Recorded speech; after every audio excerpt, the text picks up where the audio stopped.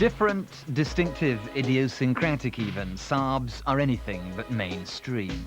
Like this latest 900 Turbo with its clutchless gear change and slippery shape. This sharp-suited projectile may look like a prince, but to trace its origins first we need to start with a frog. And here it is, the 92B, and one of the very earliest offerings of the company that goes by the unlikely name of Svenska Aeroplan Aktie Bolaget, or Saab to you. Weird by name, it was certainly weird by nature. It had a 28 brake, two-stroke engine, freewheel gearbox, clutchless gear change and front-wheel drive, which for 1949, when the world was just getting over the excitement of Brylcreem, was seriously hip.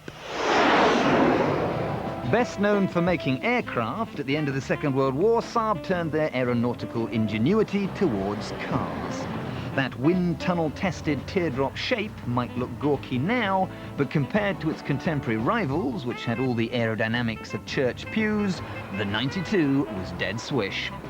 Within months of its launch, it had won Sweden's biggest rally, the Ripspokalen, and by '54 had found 10,000 grateful owners. Not bad for a first car. Saab realized that their new product was indeed special. It had a quality rare in mass-produced motors. It was a hoot to drive. The 92 had no right to handle as well as it did.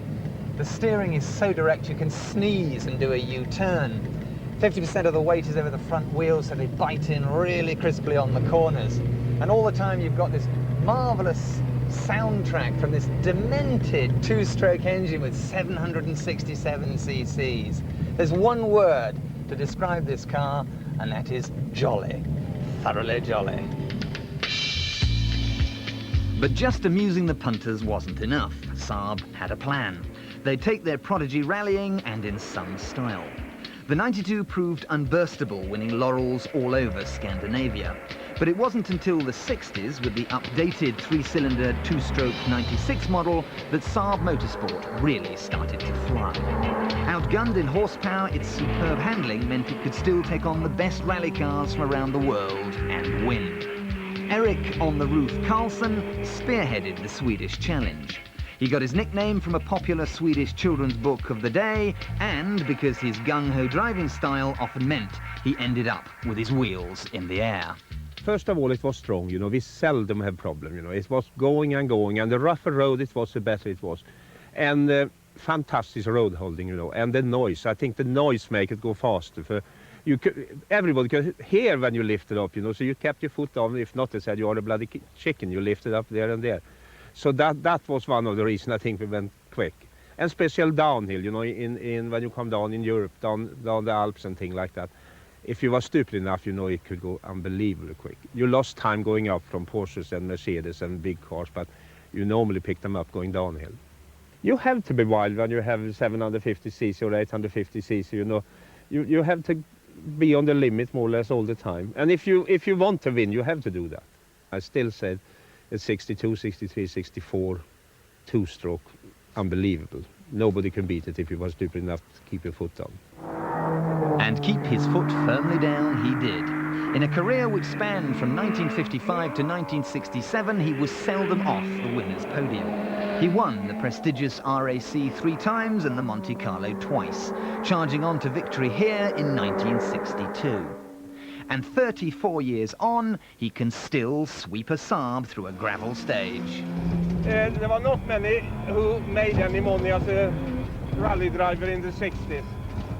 And, but we have a hell of a lot more fun, I believe, than they have today. Very good friendship. And we try always to stay in the same hotel and have good parties before and after the rally. Summer's almost here, and the evening's getting warm. Screw my head on a different way.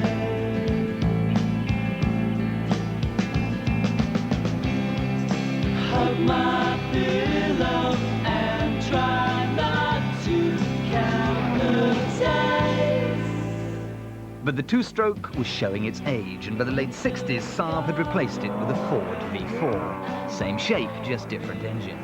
For a while, it continued the David and Goliath struggle, with drivers like Per Eklund filling the trophy cabinet.